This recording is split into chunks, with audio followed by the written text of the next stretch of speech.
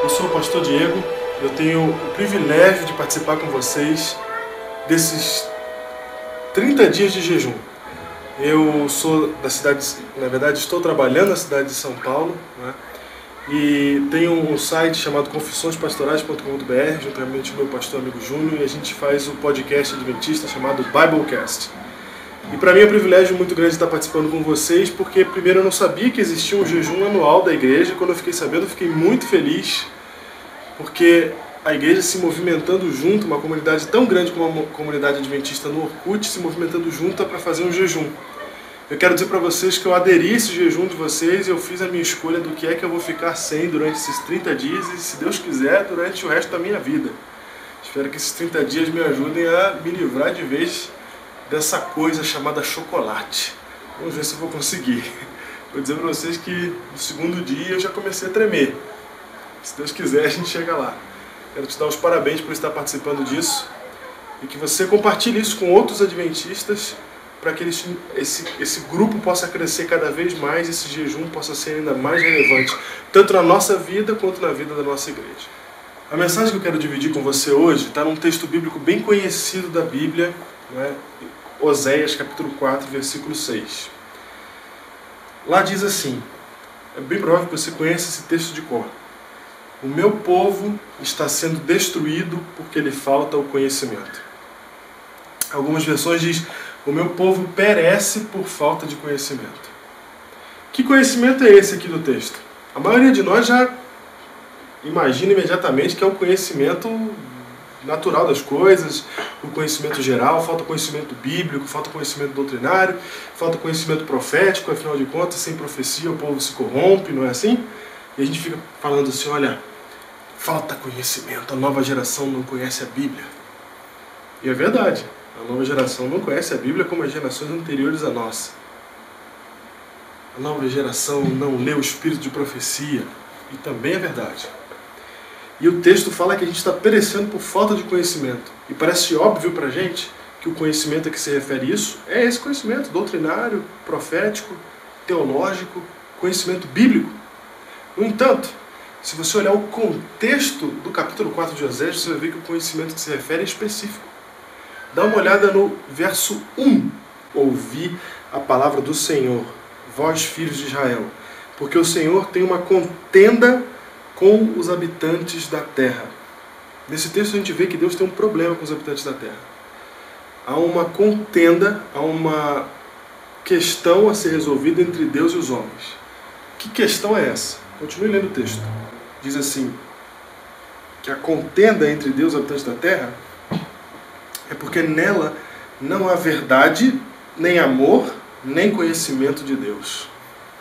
Há três coisas que nos faltam aqui na terra: verdade, amor e conhecimento de Deus. Verdade, amor e conhecimento de Deus. Alguns versos depois, a gente vai ler que o povo perece por falta de conhecimento. Que conhecimento é esse? É o conhecimento geral, cultural? É o conhecimento profético, teológico, doutrinário? O texto é claro. O que falta? O problema entre Deus e os homens é que falta conhecimento de Deus. E mais duas coisas: amor e verdade. E se conhecimento de Deus, amor e verdade forem a mesma coisa? 1 João 4,8, você sabe de qual, adventista? O que diz lá?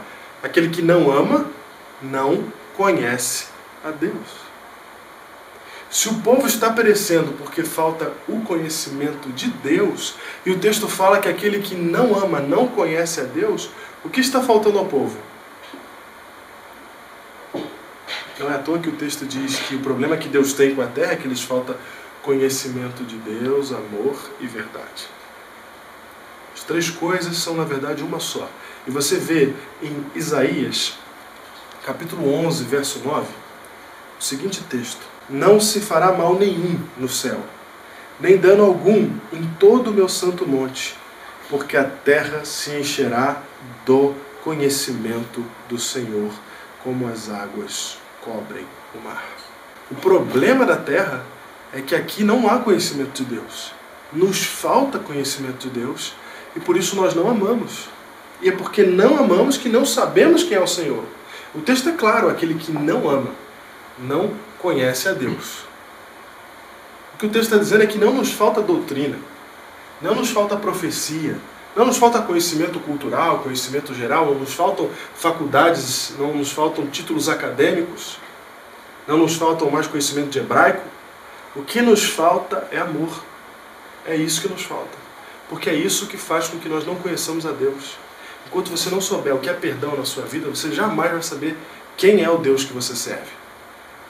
Enquanto você não souber o que é lutar para salvar a vida de alguém, o que é se sacrificar pela vida do outro, o que é amar o seu inimigo, você jamais vai saber quem é o Senhor. Você pode conhecer várias teorias a respeito dele, mas o texto é claro, você vai continuar sendo destruído, perecendo, porque lhe falta o conhecimento do Senhor. Se você voltar lá em Oséias capítulo 4, e agora ler o versículo 2, você vai ver que no versículo 2 nós encontramos a seguinte declaração. Depois de dizer que nós não temos o conhecimento de Deus, e que Deus tem uma contenda conosco por causa disso, porque nos falta verdade, amor e conhecimento de Deus, no texto de Oséias capítulo 4, versículo 2, acrescenta: o que só prevalece na terra é perjurar, mentir, matar, furtar e adulterar, e arrombamentos e homicídios sobre homicídios. Estas coisas mencionadas aqui no texto bíblico, no versículo 2, são praticamente todas as coisas que estão na segunda parte das tábuas da lei. Tudo o que tange a relacionamento, exatamente o campo de trabalho do amor.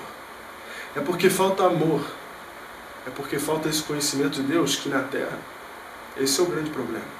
Só temos aqui mentira, perjúrio, morte, furto, adultério, homicídio sobre homicídio. E o texto 3 fala que essa é a realidade da nossa terra. Por isso ela está de luto. E todo o que mora nela desfalece. Com os animais do campo e com as aves do céu. E até os peixes do mar perecem. E aí lá em Isaías capítulo 11, falando sobre o céu, falando sobre como o lobo e o carneirinho vão andar lado a lado, como que uma criança vai colocar a mão na toca da cobra. Ela fala como é que isso vai ser, como que essa realidade é possível no céu. Porque todo o céu estará cheio do conhecimento de Deus. Haverá amor e haverá verdade novamente. O conhecimento de Deus. Eu estou te dizendo isso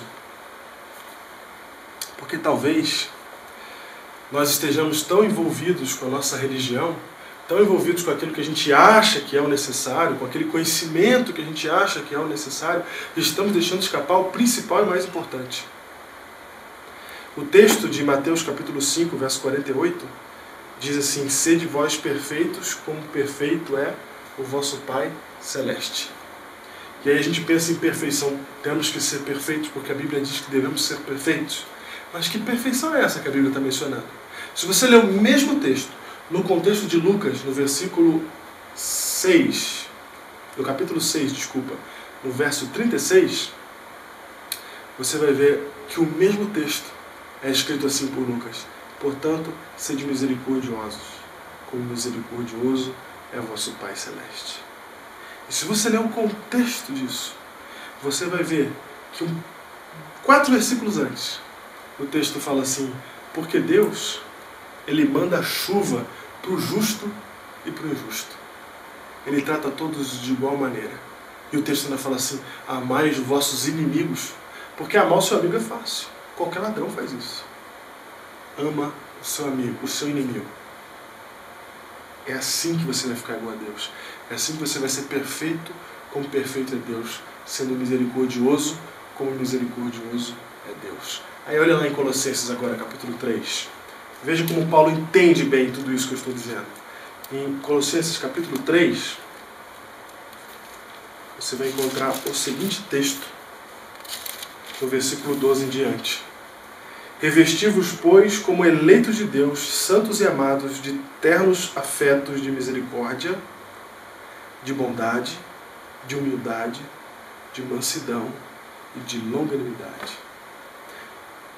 Veja o que Paulo está dizendo. Revesti-vos, pois, como eleitos de Deus, santos e amados. só é possível ser amado se você for amável. Ninguém que não é amável é amado. Paulo está dizendo assim, vocês precisam ser amados. Para isso vocês precisam ser amáveis, veja só, vírgula, depois do amados, e ele continua. De ternos afetos de misericórdia, de bondade, de humildade, de mansidão e de longanimidade. E continua. Suportai-vos uns aos outros, perdoai-vos mutuamente, caso alguém tenha motivo de queixa contra outro, assim como o Senhor vos perdoou, assim também perdoai vós. E acima de tudo isso, porém, esteja o amor, que é o quê? O vínculo da perfeição. O que é que nos vincula à perfeição? O que é que nos une à perfeição? O que é que nos faz ser perfeitos, segundo o texto de Colossenses 3,14? O amor.